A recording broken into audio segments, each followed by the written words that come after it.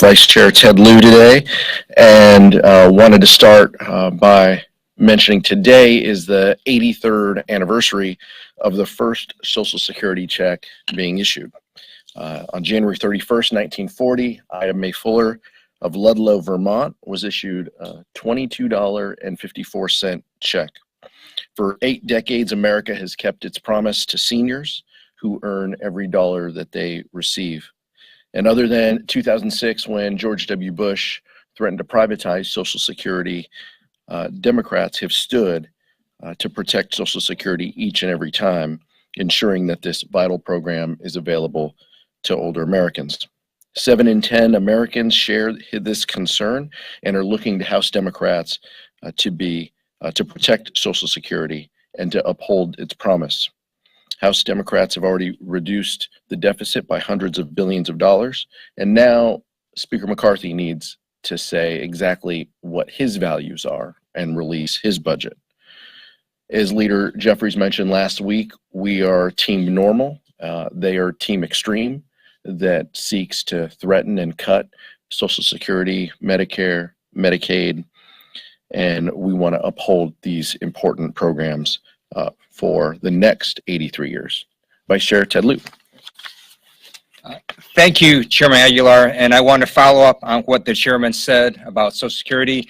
We do ask the Republicans to show us their plan. The reason that they're unwilling to is because it's going to show massive cuts to Social Security. At the same time, we also know that Republican ideas are extreme and dangerous. How do we know that? They said it out loud. So I'm going to read to you what the House Budget Chair, Representative Arrington, said yesterday. In response to a question on CNBC that said the following: the question I'd like to ask you is whether you think this debt ceiling is going to be used as a bargaining chip in a way that could turn dangerous. Representative Arrington's response was, I believe it will, and I believe it has to. So Republicans are playing a very dangerous game where they want to crash the U.S. economy in order to extract massive cuts to Social Security. We're not going to let them do that, and we ask them to please stop playing games and to work with us so we do not crash the U.S. economy. And with that, we look forward to answering any questions you may have. Can you talk about Congressman Santos recusing himself from committees? I know you guys have had some things to say about him in the past. Any reaction to that? I'm just struck by the chaos, confusion, dysfunction of the Republican conference. They defended putting him on committees, and now they're announcing that he's not going to serve on a committee. So I don't understand what the play of the day is. We have said from the very beginning that George Santos is not fit to serve on any committees. Republicans defended him initially as they announced his committee appointments.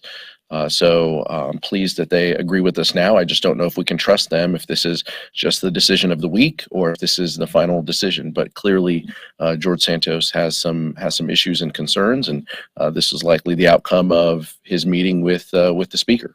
But it's unfortunate when Republicans are put in a position to defend someone who only has a passing relationship with the truth, and we'll see what the message is related to Mr. Santos for next week.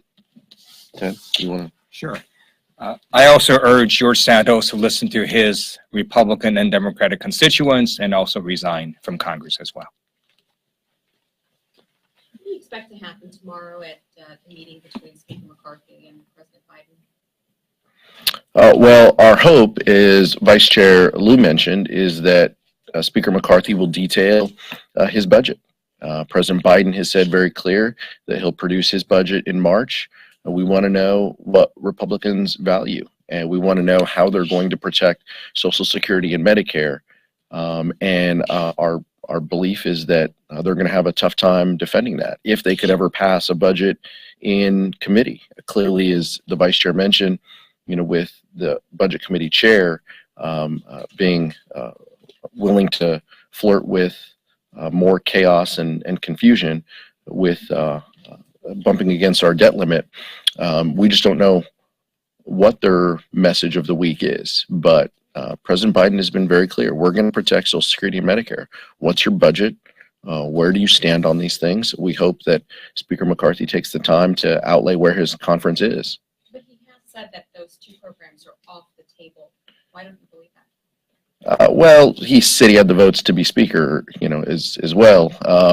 And we sat there for 5 days and 15 votes. So I just don't, I don't know what to believe these days. He said George Santos was fit to serve on committees, and now they don't. So we've seen how these things change.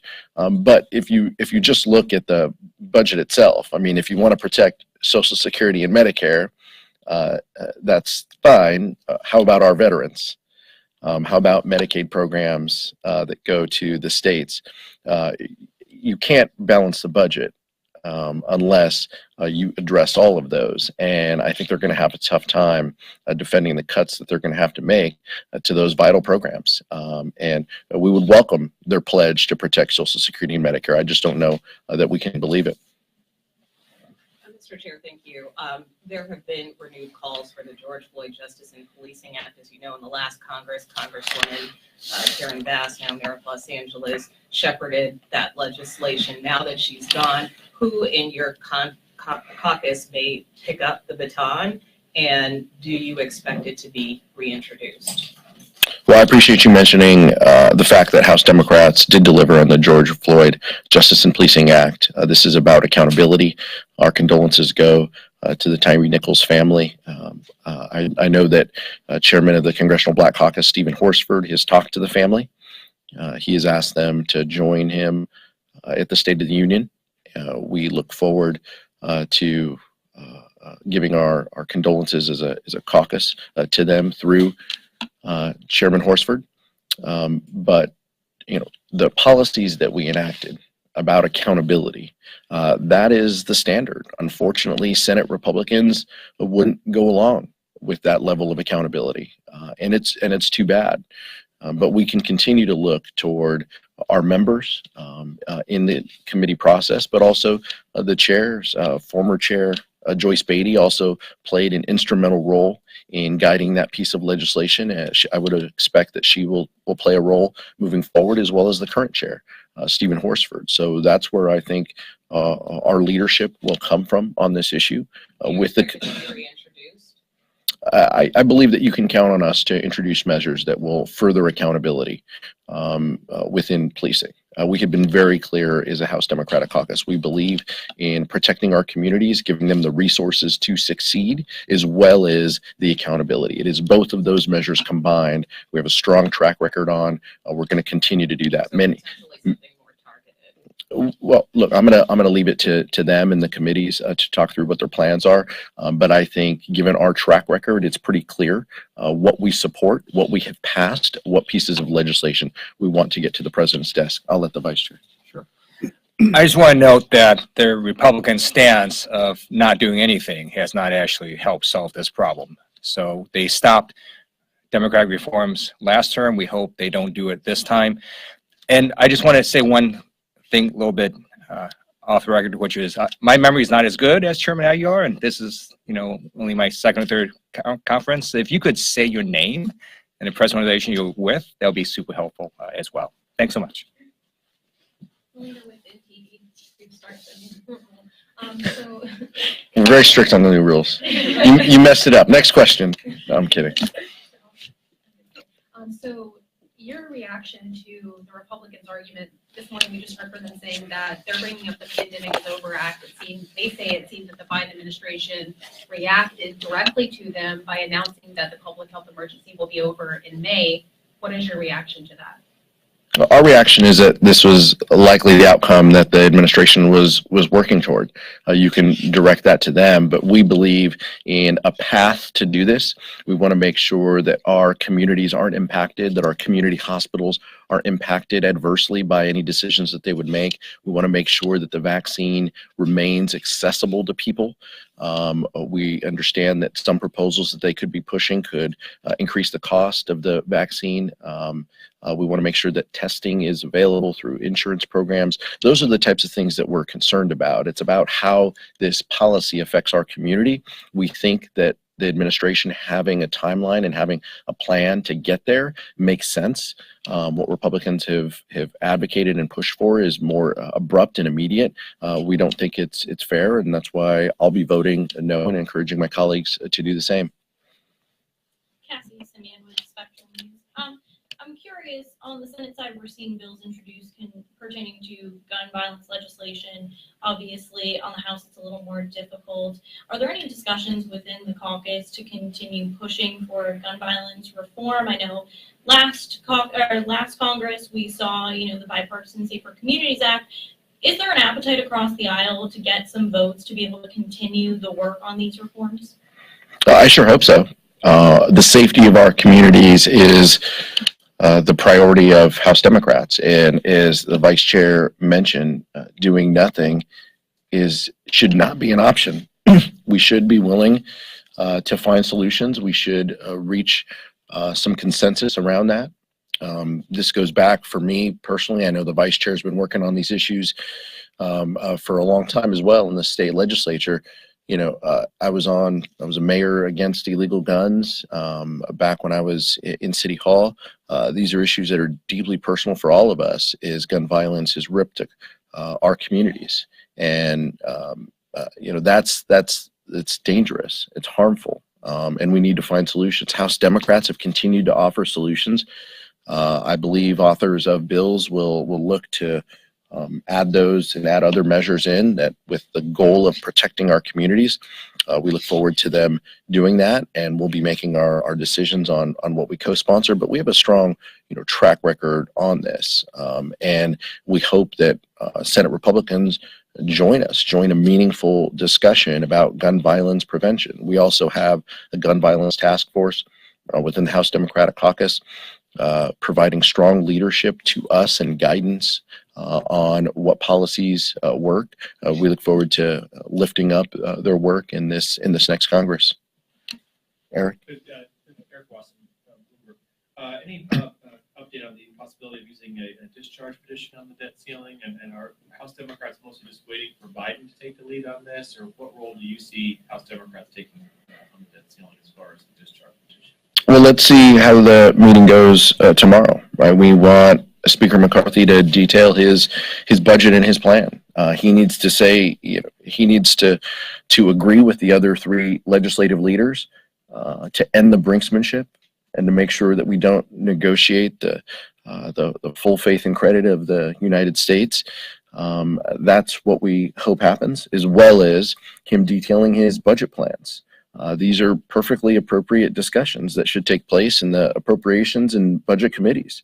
But what we shouldn't do is fuel continued, chaos and confusion and brinksmanship related to the debt ceiling. Vice Chair? Okay. I think Chairman Aguilar answered that really well. Last question. Chairman Aguilar. Nick, and then we'll do two. Go ahead, Nick. Nick Wu with Politico. What does it say about Republicans that they're punting the vote to remove Congresswoman Ilhan Omar from her committees, and it looks like they're still trying to round up votes?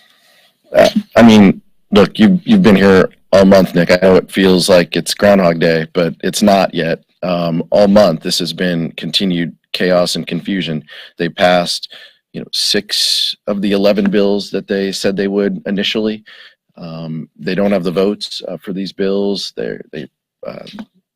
It's a problem. It's affecting Congress, but clearly they have some concerns within their own, caucus, within their own conference, and so we're just, monitoring that and stand ready to work and to do the work of the American people.